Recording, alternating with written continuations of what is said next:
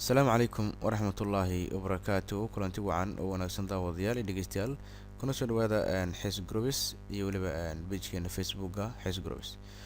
Waxaan weli noo socday casharada taxanaha ahay oon ku baranaynay video editing gaar ahaan softwareka Camtasia Studio 8 waana casharkii afraad.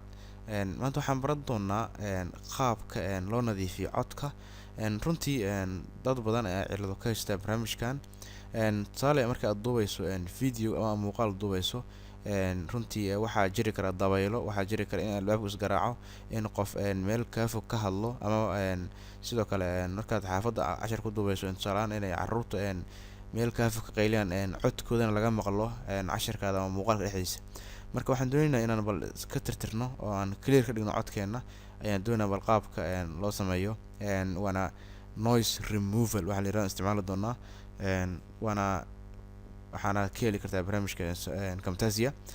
Marka waan booqanaynaa hadda tusaale waxaa noo yaala timeline-keena cashir aan hore u sameeyay, laakiin aan ugu talagalay cashir inaan ku sameeyo in background-kan oo runtii computerka waxaa jira computer badan marwaxadoodu ay aad u qaylinayso.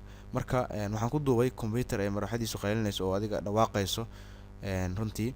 Marka waxaa laga dareemayaa muuqaalka qofka daawada shucaac ku furan ama marwaxadii dhawaaqeydii baa laga dareemayaa. Marka waxaan ka saaraynaa marwaxadda dhawaaqeydii. Marka waxaan doonayaa inaad nala daawataan. Sorry, barnaamijka wax ku duubaya ayaa yara go'ay. Marka kan joogtid waxaan u baahannahay inaan codkan ka saarno. Saan hore ugu sheegay codkan waa idin daaray, laakiin farsamo ku timid duubistii muuqaalka aan duubay ayaan casharkan ku xalin doonaa. marka saan maraysid waxaad sameynaysaa caadis waxa la yiraahdo audio ayaa aadaysaa. Marka audio-ga tagtid audio-ga runtii wuxuu ku siinayaa laba option kaas oo kala enable volume level iyo weliba enable noise removal. Marka waxaan doonayaa waa noise removal. halkaasaan tag saaraynaa. inta ku dhaafmayno waxaan sii leenahay advanced. markaan sii dhahno halka hadda wuxuu noo joogaa 50%. marka ka badan halena 100% waxaana sida 70 halka ayaa ugu fiican.